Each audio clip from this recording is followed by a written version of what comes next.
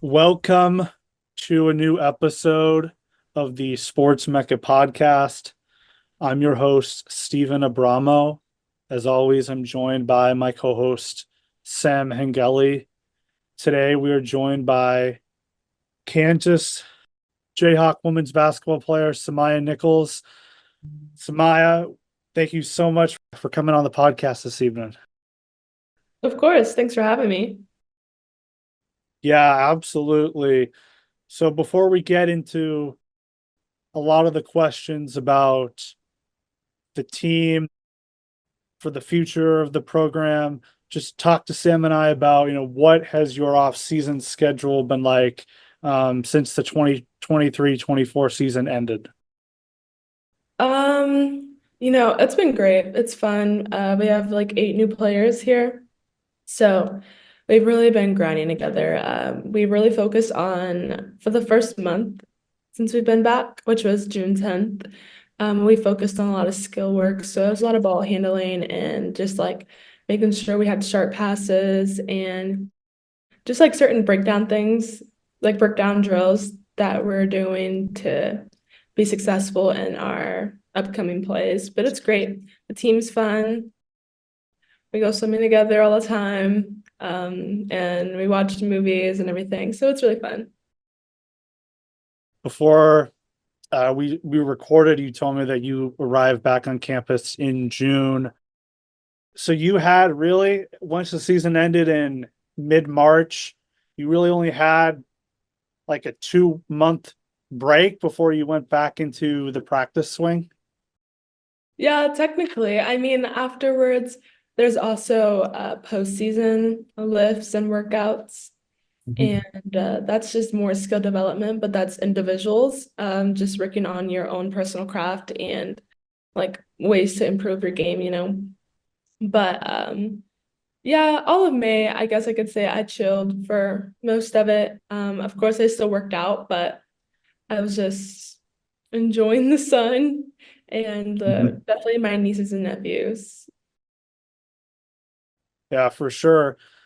So a big thing I have for you that I was going to ask you was, for your freshman season last year, very interesting dynamic for you last season. You were on the starting five, and you had four seniors surrounding you. One of them is coming back, but three of them, Holly Kerskeeter, Tiana Jackson, Zakiah Franklin, were all seniors that were in their fifth year. Just talk about the dynamic and really the uniqueness of being in a starting five and you're just the youngest player. Yeah. I mean, I was really excited, of course, to be in the starting five. I feel like it wouldn't have made my mindset change if I wasn't. But like I feel like they were great leaders, especially when it came by example, just on how to play certain defenses. And if something went wrong, then they'd correct me or correct any of my other teammates. But yeah, I feel like it was just a shocker. Especially when I became very dominant as well. And I felt very blessed that they didn't look at me any differently just because I was a freshman. I really just felt like one of them. Right. Did they give you any advice or, provide you some maybe tough love to say, hey, you're a freshman, but we've been here for several years. This is how we get used to the college grind and atmosphere. Actually, they never like even brought up me being a freshman. Unless they were like, I just can't believe, unless they're saying like, I can't believe you're a freshman. But if they said anything to me, it was just go get a bucket, like she can't guard you. And I feel like that was just calming to me, that they believed me in that way as well. Now, a little bit about your your backstory. Before you got to Kansas, you were a Mhm. part of the 2022 USA FIBA U18 USA team that competed in the Americas Championship. You didn't play because of health safety protocols. Is that correct? Yes, I literally got down there and me and one of my other teammates, we caught COVID out of nowhere. Very heartbreaking, but I still, I still wouldn't change the experience for nothing. Well, I would change it, because I'd love to play. But just the players that I was surrounded by, a whole bunch of Power Five, girls who were top in their classes, but also like most of the team, honestly, all of the team, the whole team besides me, already played their first year of college. And I was the youngest. And obviously I couldn't play U17s because of where my birthday stands. But the experience was really fun. It was fun. I loved the grind. And USA basketball is just a totally different level of basketball. Of course, everybody's like, okay, you'll play for USA, it's an automatic gold medal, but the coaches, they don't treat it like that. Like it is a huge grind, up to 3 practices a day and mini ice baths. So you gotta take a couple ice baths a day and Mhm. just constant movement and talking and energy. It was different and I genuinely loved it actually. Yeah. So that's another thing I was going to ask you is watching your teammates and watching the other teams play at that high level of a competition, teach you anything, and or prepare you for anything when it came to making the transition to playing at the Division 1 level? Yeah, as soon as I stepped in that gym, I noticed that there was a big pace. There's a big change of pace, and like everything is just 10 times faster. And the court is longer as well. But the yeah, like everyone, you learn how to talk when you're fatigued. You learn how to basically push through anything. And I can just say it, like my biggest thing was everyone was just super fast. And you need to lock in on the coaches, lock in on the plays and the drills, know what you're doing, and try to do it to your best ability. Because it's honestly, it kind of feels like do or die at USA. It's like you can literally make this team. For sure. Remind me, where was the location that you guys played at for that? Wait, like for our games? FIBA U18, yeah. Yeah. Okay. It was in Buenos Aires. It was Okay. in South America.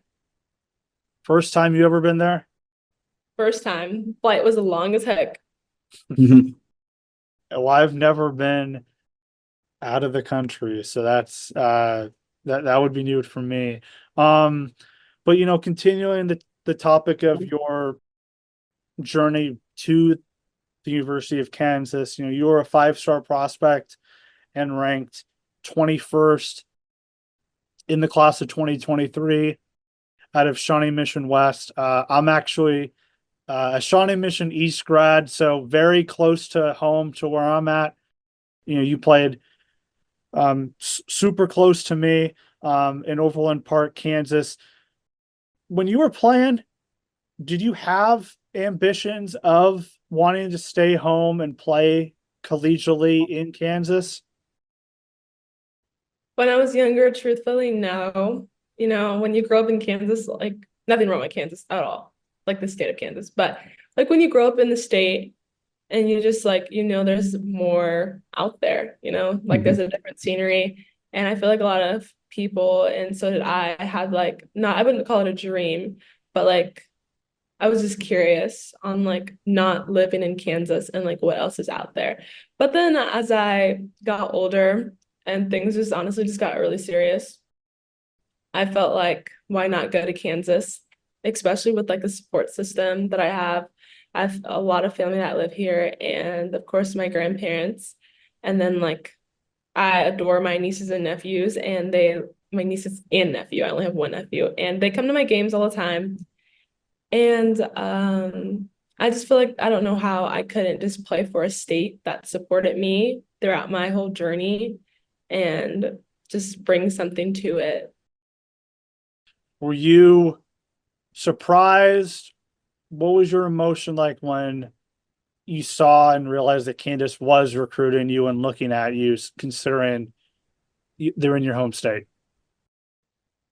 I can't tell you that. I really don't know. I was probably excited, but I was in like seventh grade. So I don't remember that. But I was probably definitely really excited. I mean, as a young girl, like an offer is probably one of the most exciting things you can get, especially when you know you've been putting all the work in for it. So yeah, I really wouldn't remember that, but I know that I probably had to be happy. So out of your freshman year, you played a lot of different competition. You Yes. played Juju Watkins in the NCAA tournament. Again, Mhm. you played them at USC. You played Paige Beckers. Who do you think was the toughest player you had to guard last season? Toughest player I had to guard, probably Janiah Barker, if you know who that is. She played at Texas A&M, but she's now transferred to UCLA. Like a very tough player. She has a great shot and she's very strong. And then like she's also really passionate. So like just aggressive, aggressive, aggressive every single time. But I played her like a long time ago when I was in AAU, like really long time ago. I think I was in like eighth grade. And she like hasn't changed besides she's gotten better, obviously. But like just still a dog. So probably her. So I want to talk about your transition to college. Since you did it feel a little easier because of how close of proximity you were to Lawrence? Did it feel easier because of that? I felt like the transition was easy because of the family atmosphere and then just the culture of Kansas and the culture of the coaches. It's really, I don't know, it just feels like home. Technically, I am home, but like it really felt like I was just at home. I wouldn't say it was too tough because I had a desire to be here and I had a desire to work for everything that I want. So if that meant that I was going to be out of breath but had to keep going full speed, then that's what I was going to have to do. What were the most growing pains as a freshman? I don't I don't know. I felt like I'd say at some point in the season I became like the go-to and I didn't want to be looked at differently just because like that's what we were doing. Like it yeah, I really don't know.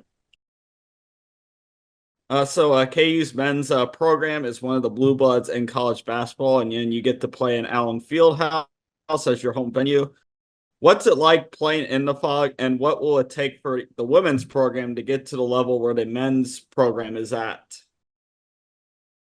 Playing in the fog is actually like it's so fun. It's so historic in there. So it really I feel like every game is exciting. And I feel like to get to where the men are right now, obviously it takes us as a program to continue to strive and get better and just keep improving our culture, but also like our fan base.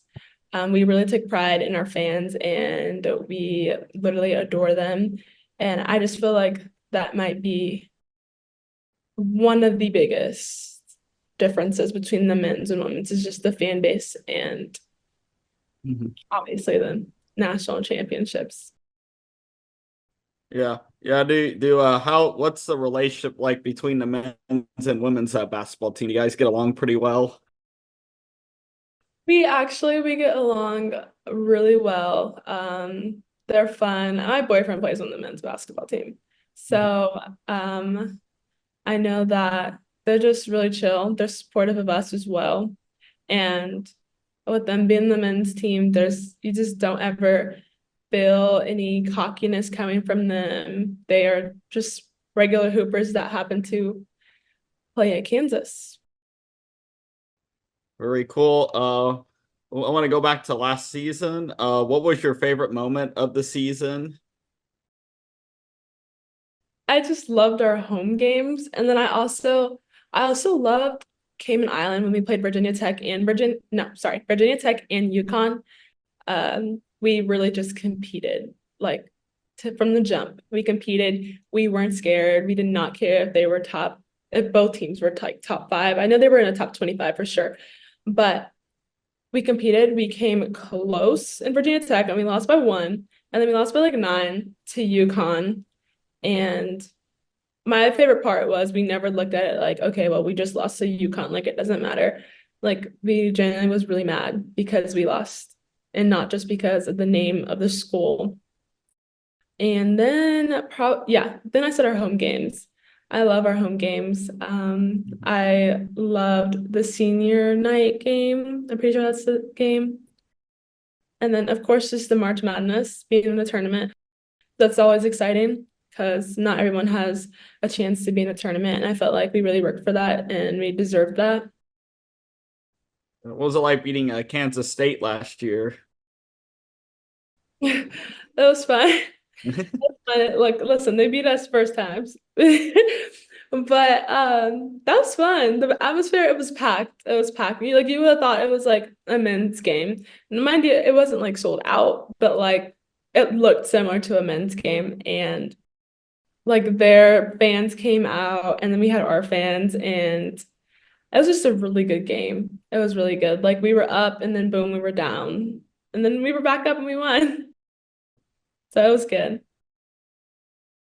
Going into the 2024-2025 season, what is the expectation for your sophomore year for the team and also individually? This year I am playing just permanently point guard. And basically just running the floor, making sure I get my teammates open and, keeping the play the main thing and just executing certain things, bringing energy, win. For sure. What's your favorite thing about Lawrence, Kansas? Let's see. Of course, the campus. The campus is top tier. I actually say this a lot, that I feel like our campus is very overrated, but we have a very pretty campus, especially from like higher landscapes. Like it's so pretty. But my favorite thing, I like a lot actually. I like a lot out here. I can give you the vibe. I love the vibe of Kansas. You see so many different people, and they wear what they want, and like they never bother you. You don't bother them. Like it's just like I feel like it's like a free zone where it's just chill vibes and everyone's having their own time, so if that makes sense. Yeah, what do you have any favorite like restaurants in Yes, Lawrence? 715. I love 715 specifically for their French fries. I have been on the big French fry kick. Like I can literally just eat French fries for dinner and that's all I eat. For some reason, their fries are my go-to. Like I will go there every single time. And I also love Jefferson's. That's Yes. that's like a random day that I go and I just get their little 5-piece wings, and they're so good. They're so good. I love Jefferson's. Oh, wings and corn nuggets. That's the move. Gotta get Yes. Jefferson's every time. I got one more question for you. It's any advice to those chasing a dream? Follow your own path. And I feel like don't compare yourself to others because everyone has their own path. And then I feel like competing with yourself every single day, that's like a big factor of just growth. And that also makes you continuously just focus on yourself. There's a lot of comparing going on, and there's no need for you to compare yourself to anyone else, even because the world, like literally the world and social media, they're literally comparing you the whole time. So you don't have to do that work because someone else is doing it for you, and just focus on yourself. Love that. Very true advice there. S'mya, I want to hear your thoughts about Zakiya Franklin's game-winning shot against Michigan. What was your emotions like when the ball was rolling around the rim and finally dropped? I was so excited.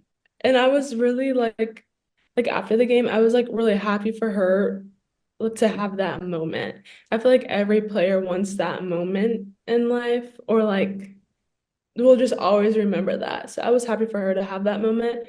But also like I remember that the feeling of like you have to score here. And Brandon, he drew up this play, and it's a play we run all the time. Like they might have could have scouted it if they really wanted to. But I none of the people were open, and I had the ball in my hand.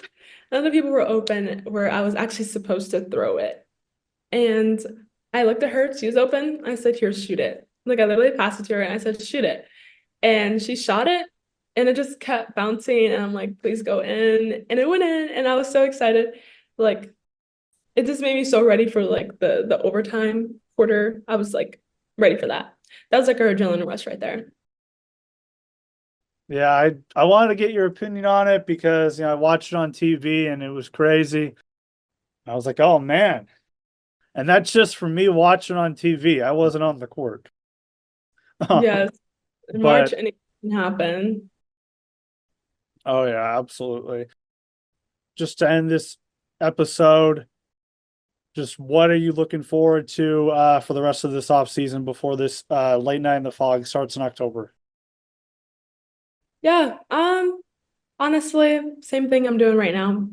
I am playing basketball and I am just getting stronger. Of course, I'm looking forward to hanging out with my teammates because a lot of us are from Kansas. That's like about 4 from here.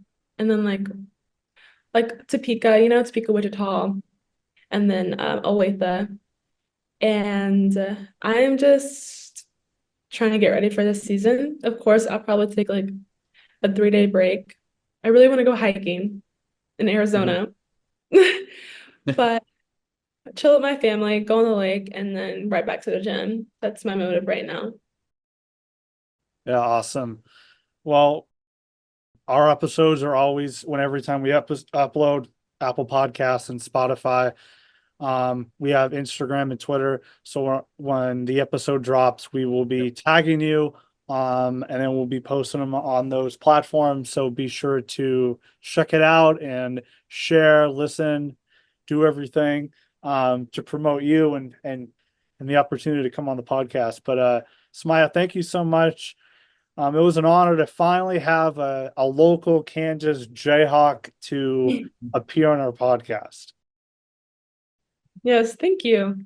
This was fun, actually. Not that I didn't think it was going to be fun, but it was fun. All right. Well, We thank you so appreciate much. you having you on. We appreciate the time. Of course. Thank you.